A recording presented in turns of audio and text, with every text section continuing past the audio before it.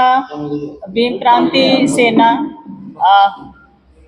अजय थापा जी इसके प्रेसिडेंट हैं और इनकी पूरी टीम युवा संगठन है ये। पहले तो मैं इन सबको बहुत बहुत बधाई देती हूँ कि 14 अप्रैल को बाबा साहब का जन्म दिवस जो है वो आ रहा है, लेकिन उससे पहले ही 30 मार्च को इन्होंने रैली का आयोजन किया है। और इसमें मैं अपील करूंगी कि इसमें बहुत सारी हमारी जो बहनें जो हैं वो इसमें शामिल हों, जो बाइक चलाती हैं, जो स्कूटी चलाती हैं या कार चलाती हैं। ज़्यादा से ज़्यादा मात्रा में यहाँ महिलाएं जो हैं वो इस रैली में शामिल हों। बाबा साहब कोई एक कम्युनिटी के नहीं हैं, SC ST OBC को तो हम लोग निमंत्रण दे रहे हैं कि वो शामिल हों। इसके अलावा बाबा साहब को मानने वाले या उनके अनुयायी चाहे वो किसी भी धर्म के हों, उनको भी मैं यहाँ से निमंत्रण देती हूँ कि ये एक साझा प्रोग्राम है, क्योंकि किसी भी महापुरुष का जब कोई जन्म दिवस मनाया जाता है तो वो महापुरुष बाबा साहब जो हैं वो पूरे भारतवर्ष के हैं। इसलिए मैं उनको भी ये कहूँगी कि युवा पीढ़ी या और भी लोग अगर शामिल होना चाहते हैं तो उनका यहाँ स्वागत है। जैसे कि हमारे बसंत साहब ने, हमारे एक साथी ने कहा कि ये मिश्रीवाला से शुरू होगी, 10 बजे सुबह शुरू होगी और विभिन्न क्षेत्रों से होती हुई ये रैली जो है नागबनी, मुट्ठी, दमाना और जीवल चौक से होती हुई, विक्रम चौक से होती हुई भारत रत्न बाबा साहब अम्बेडकर चौक में ये संपन्न होगी।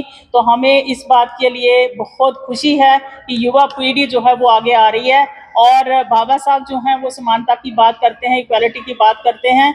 वो सब धर्मों के लिए या सारे जितने भी हमारे नागरिक हैं उनके लिए या खास करके महिलाओं के लिए उन्होंने जो कार्य किए हैं उनको कभी भी भुलाया नहीं जाएगा।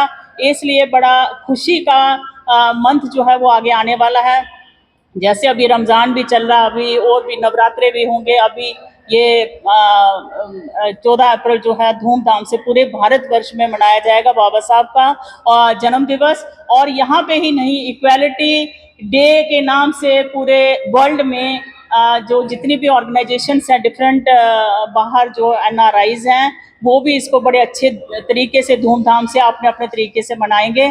तो मैं अजय थापा जी को और उनकी टीम को और सारे जो इनके साथ जो साथी चल रहे हैं उनसे आग्रह करूंगी कि ये रैली एक बहुत ही जोश के साथ और बड़े होश के साथ, बड़े तरीके के साथ, डिसिप्लिन के साथ वहाँ से निकले और एक मैसेज देते हुए, समानता का, भाईचारे का मैसेज देते हुए ये रैली जो है वो आगे बढ़ेगी। जय भीम, जय भारत।